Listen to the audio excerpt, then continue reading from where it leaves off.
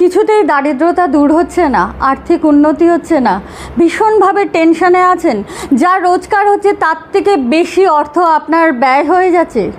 চিন্তা করবেন না বন্ধুরা, আজকের পর থেকে যা রোজগার করবেন তার বেশিরভাগটাই আপনার সঞ্চয় হবে। কি করতে হবে?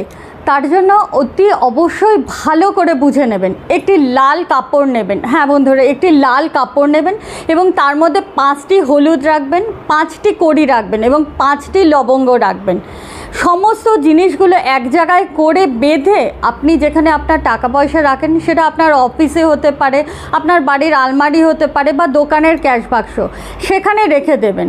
আর অতি অবশ্যই একটি হলুদ কাপড়ের মধ্যে 2টি লবঙ্গ বেঁধে আপনার মানিব্যাগের মধ্যে রেখে দেবেন। এটি মনে রাখবেন, প্রতি 21 দিন অন্তর অন্তর পরিবর্তন করবেন। দেখবেন জীবনে আপনি সমস্ত দারিদ্রতা থেকে বেরিয়ে আসতে পারেন।